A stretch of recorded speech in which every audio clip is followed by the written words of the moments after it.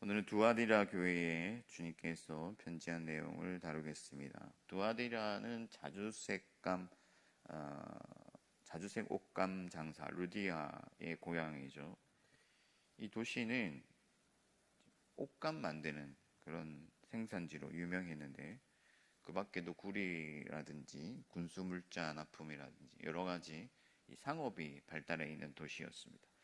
그러나 이 도시는 로마가 국경을 지킬 때 여차하면 버리는 카드 있잖아요. 그래서 그 도시는 그냥 내어 버리는, 그러니까 적극적으로 수비하지 않는 그런 작은 도시였습니다.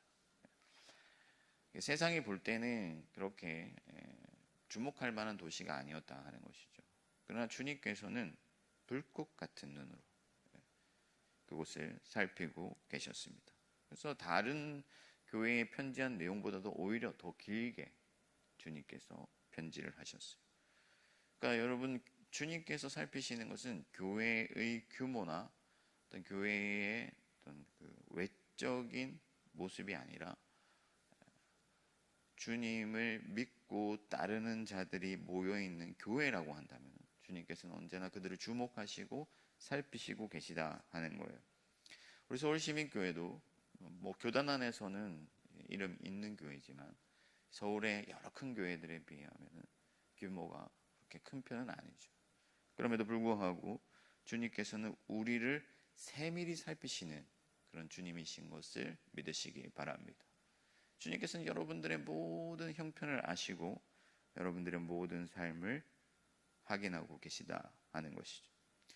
그래서 오늘 우리가 두아디라 교회가 칭찬을 받은 것은 우리도 그들을 따라서 본을 받고 또 그들이 주님이 살피시기에 책망받을 만한 일이 있었는데, 그러한 모습이 우리에게도 있다면 우리도 역시나 주님 앞에서 회개하고 그것을 고치고 나아가야 되는 줄 믿습니다. 그럼 이 교회가 어떤 점에서 칭찬을 받았느냐? 주님이 그들을 어느 것 하나 빠짐없이 두루 살피셨더니 모든 면에서 겸비하여서 주님으로부터 칭찬을 얻었다 하는 거예요. 그러니까 나중에 책망받을 일에 대해서 말씀을 하시는데, 이세벨에 대해서 그것만 빼면 너희는 더 다른 짐을 지울 게 없다고 하시잖아요. 그러니까 너무나도 균형 잡혀 있고 너무나도 성숙해 있고 여러 일들을 잘 하고 있었다 하는 것이죠. 주님은 그들의 사랑과 믿음과 섬김과 인내를 안다고 하셨습니다. 그래서 이런 모든 것들은 신앙에 있어서 매우 주요한 덕목들이죠. 그것들을 고루 갖추고 있었고, 뿐만 아니라 그들이 처음 행위보다 나중 행위가 더 많다고 하셨는데, 그들이 성장하고 있었다, 성숙해 나가고 있었다 하는 것을 우리가 알 수가 있습니다. 그리고 그러한 덕목들에서 나오는 믿음의 열매들, 여러 사업들도 많이 하고 있었다 하는 것이죠. 한마디로 말하면은 이 두아디라 교회는 생명력이 있는 교회였어요. 하나님의 생명이 그들과 함께하면서 그들의 신앙이 균형 잡혀 있고, 그래서 그 균형 잡힌 신앙에서 여러 사업들을 하고 있을 뿐만 아니라 그리스도의 장성한 분량에 이르기까지 날마다 진보하고 성장해 나가고 있었습니다. 여러분, 우리도 역시나 주님 앞에서 겸비하여 생명력 있는 교회로 나아가야 될 줄 믿습니다. 주님께서 마지막 날에 다시 오셔서 우리를 맞이하실 때 주님이 우리에게 기대하시는 것은 흠이 없이 완전한 모습으로 하나님 앞에 서는 거예요. 어떤 사람들은요, 봉사는 잘하는데 인격이 모자라요. 그래서 문제를 일으킵니다. 어떤 사람은 정말 헌신적인데 겸손하지 못해서 또한 자기를 자랑합니다. 어떤 사람은 아는 것은 많은데 삶은 따라주지 않는 사람들이 있습니다. 이런 경우가 사실 실제로 우리 주변에 너무나 많이 있어요. 하나님 앞에서 우리는 사랑과 인내와 믿음과 섬김을 두루 겸비하여서 주님 앞에 흠이 없는 자로 나아가기 위해서 힘써야 될 줄 믿습니다. 뿐만 아니라 우리는 자라가야 돼요. 그러니까 10년 전이나 지금이나 내 신앙의 깊이가 똑같고 나의 삶의 모습이 똑같으면 그것은 문제가 있는 것이죠. 성령께서 우리를 위해서 계속해서 말 못할 탄식으로 기도하시고 그리스도께서 우리와 함께 하시면서 진리로 우리를 가르치시고 우리를 이끄신다면 우리는 주님 앞에서 자라가야 되는 것이죠. 여러분, 하나님의 깊이는 우리가 다 헤아릴 수 없을 만큼 깊잖아요. 하나님의 은혜는 너무나도 크고 또 하나님의 그 진리와 또 하나님의 그 경륜은 우리가 다 알지 못할 정도로 너무나도 크고 깊은데, 그러니까 저 대서양 같은 그런 깊은 바다가 있는데 어떤 사람들은 이 해안가에서 주변에서만 맴돌면서 깊은 곳으로 나아가지 못하고 그냥 교회에만 왔다 갔다 하면서 그런 신앙의 성숙한 그런 깊은 자리로 나아가지 못하는 자들이 있다 하는 거예요. 그러나 하나님께서는 우리가 깊은 곳으로 나아오기를 원하시죠. 예수 그리스도의 장성한 분량에까지 자라가기를 원하신다 하는 거예요. 바라기는 여러분들이 날마다 주님 앞에서 깨어 기도하고 말씀에 훈련하고 또 여러분들의 삶을 잘 살펴서 하나님 앞에서 날마다 진보를 이루고 주님께서 보실 때에 흠이 없는 자로, 더 이상 짐을 지울 것이 없는 자로 칭찬을 받는 저와 여러분들 되시기를 축복합니다. 그러면 두아디라 교회가 그러면 어떤 점에서 책망을 받았는가 하는 거예요. 칭찬을 받은 것은 여러 면에서 칭찬을 받았는데 그럼 어떤 점에서 책망을 받았는가? 이세벨이라는 여자를 용납했다라는 거예요. 그럼 이런 이세벨이라는 여자가 실제로 그 이름이 이세벨이었는가? 그렇지는 않을 거예요. 이 두아디라 교회에 어떤 여성 지도자가 분명히 있었는데, 영향력을 행사하는 그런 여성 지도자가 있었는데 그 지도자가 이세벨 같은 여자였다 하는 것이죠. 그럼 이세벨이 어떤 여자냐? 구약에서 보면요, 시돈 왕의 딸로서 이스라엘을 우상과 음행에 빠지게 했던 아주 악한 왕비였죠. 두아디라 교회의 이 여성 리더는 그런 이세벨과 같은 음녀적인 여자였고 많은 사람들이 그 여성을 따랐다 하는 것입니다. 여러분, 그 자주색 옷감 장사 루디아처럼 이 두아디라 도시는 상업 도시였기 때문에 여러 조합이 존재하고 있었고 이 조합에서 영향력을 행사하는 사람들 중에는 여성들이 많았어요. 그래서 로마에서는 이 여자들이 장사를 할 수 있는 그런 권한이 있었기 때문에 장사에서는 여성들이 영향력을 가진 이들이 많았다 하는 것이죠. 우리가 세밀히 그 내용들을 다 알 수 없지만은 어쨌든 예수님께서 이 이세벨로 지칭할 만한 어떤 잘못된 가르침을 전파하면서 사람들을 우상에 빠지게 만드는 자들이 있었다 하는 것이죠. 그때 당시에 이렇게 조합을 이루고 있었기 때문에 이 조합에서 활동하지 않으면은 장사할 때 여러 가지 그 불이익을 당할 수가 있어요. 근데 여러분, 장사하는 조합이 모이면 뭘 하겠어요? 우상숭배하는 것이죠. 막 제사 드리고. 왜냐면 바다에 나가야 되고 또 장사를 잘 하려면 신들이 도와줘야 되잖아요. 그래서 아마도 이 여인은 사람들에게 이원론적인 사상과 이런 잘못된 그런 가르침들을 가르치면서 교인들이 이런 우상숭배에 빠지도록 이렇게 타협하도록 참여하도록 유도했던 것 같아요. 그래서 주님께서는 그 여인의 가르침에 넘어가서 우상숭배에 빠지는 자들이 있다는 것을 경고하고 있습니다. 여러분, 우리도 세상을 살아가다 보면요, 그리스도의 말씀대로 살고 또 주님 앞에서 거룩한 자로서 정결하게 살려고 하면 어려움이 따를 때가 많아요. 예를 들어서 이 신년에 예를 들어서 사장님이 새로운 기계를 들여왔어요, 공장에. 그러면서 이 다 같이 이제 직원들하고 고사를 지낸다 생각을 해보십시오. 여러분들 아시죠? 이게 돼지머리 해가지고 요즘 그런 거 많이 없어진 것 같은데 예전에는 길 가다 보면요, 뭐 자동차를 하나 샀다든지 이러면 다 돼지머리 앞에 놓고 이렇게 돈 꽂으면서 절하고 막 그렇게 했잖아요. 저도 대학 다닐 때 제가 이제 총학생 회장을 했었는데 그 매년 이제 고사를 지내요. 총학생회가 출범할 때 돼지머리 이렇게 해가지고 돈 끼우고 학장님 오셔가지고 돈 끼워주고 막 이런 거 하는데 제가 총학생회장이 되면서 그해 처음으로 이제 총학생회가 출범하면서 예배를 드린 거죠. 우상의 문화를 바꿔 나가는 거예요. 근데 세상은 우상의 문화가 가득하거든요. 그러다 보니까 사장님이 이렇게 가서 돈 꽂으라고 할 때, 절하라고 할 때 나는 그리스도인이기 때문에 하나님을 믿기 때문에 이 예배에 참여할 수 없습니다. 이 제사에 저는 동참할 수 없습니다. 라고 말할 수 있는 용기가 있고 지조가 있고 그것을 통해서 하나님 앞에서 정결을 지켜 때로는 사장님 눈밖에 나고 손해를 보게 될지라도 우리가 그 믿음을 지키고 세상과 타협하지 아니해야 하는데 때때로 예를 들어서 부장님도 이웃 교회를 다니시는 분인데 야, 우상은 아무것도 아니야. 이 실체가 없는 건데 잠깐 이렇게 따르면 분위기도 좋고 사장님도 인정해 주실 텐데 이런 얘기를 할 때 이렇게 솔깃하게 되는 거죠. 그런 것처럼 이 당시의 두아디라의 그런 그 장사하는 사람들의 우상 숭배 그런 문화에 참여하도록 만드는 그런 영향력 있는 여성이 있었고 사람들이 많이 넘어졌다 하는 겁니다.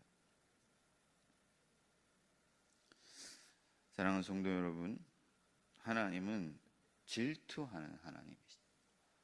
그리고 하나님은 내가 거룩하니 너희도 거룩하라 말씀하셨어. 우리는 결코 세상과 타협할 수 없는 자들이죠. 주님께서 우리의 모든 삶을 살피시고 우리의 형편을 다 알고 계시고 우리가 어떠한 마음으로 주님을 섬기고 있는지 어떤 삶을 살아가는지 다 헤아리시고 마지막 때에 너희가 행한 대로 갚아주리라 하셨잖아요. 마지막 때에 우리가 심판대 앞에 설 때에 하나님께서 우리가 행한 대로 우리가 인내했을 때 우리가 믿음을 지켰을 때 정도를 지켰을 때 그것들을 다 갚아주신다 하는 것이죠. 이 사실을 믿고 날마다 주님 앞에서 여러분들의 마음을 지키고 여러분들의 삶을 지키고 또한 여러분들의 신앙을 잘 지켜서 하나님의 기쁨이 되고 하나님께 인정받는 여러분들이 되시기를 축복합니다. 만약에 주님께서 하시는 이 경고를 듣지 아니하면 심판을 당할 거예요. 여러분 믿는 자들이라고 할지라도 신자들이라고 할지라도 이 심각한 죄에 빠졌을 때 하나님께서는 그것을 그냥 두지 아니하시고 때때로 즉각적인 그런 심판을 행하시기도 하시는 거죠. 오늘 말씀해 보니까 이세벨을 내가 침상에 던질 것이다. 그러니까 침대에 던지겠다 하는 거죠. 그때 당시에 그 우상 숭배는요, 끝나고 나면은 어떤 그런 성적인 쾌락을 즐기는 그런 문화가 있었는데, 그런 쾌락의 도구로 사용하던 그 침대에 주님께서 그녀를 던지시겠다 하는 것은 이제 누워서 꼼짝 못하게 만들겠다는 것이죠. 어떻게 보면은 질병에 걸려서 병에 걸리고 고통받게 하시겠다 하시는 말씀이에요. 그리고 그를 따르는 그의 자녀들도 다 죽이시겠다. 자녀들을 죽이시겠다 하는 것은 실제 그 아이들을 죽이겠다 하는 것보다는 그녀를 따르던 그런 추종하는 무리들에 대한 심판이라고 우리가 볼 수가 있습니다. 여러분, 하나님을 대적하는 세력, 하나님을 반대하는 그런 자들은 반드시 무너지게 되어 있어요. 하나님께서는 그들을 결코 용납하시거나 강가하시지 않으신다 하는 것이죠. 그래서 여기서 주님께서 그녀에게 회개할 기회를 줬다고 말씀을 하시잖아요. 그죠?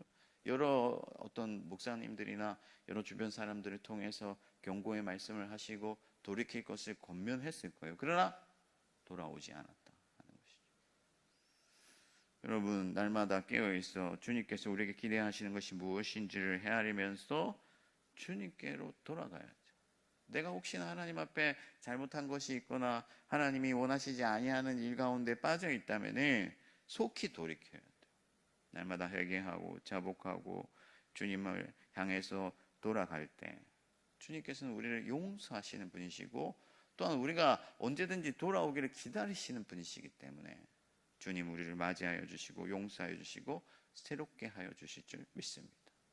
이세벨과 같이 심각한 죄에 빠져 있다 할지라도 주님은 우리를 기다리시고 돌이키시는 분이신 것을 믿고 여러분들 날마다 주님께로 적극적으로 돌아서는 자들이 되시기를 축복합니다. 거기에 생명이 있고 거기에 영광이 있고 거기에 은혜가 있고 거기에 하나님을 깊이 경험함이 있는 것이죠.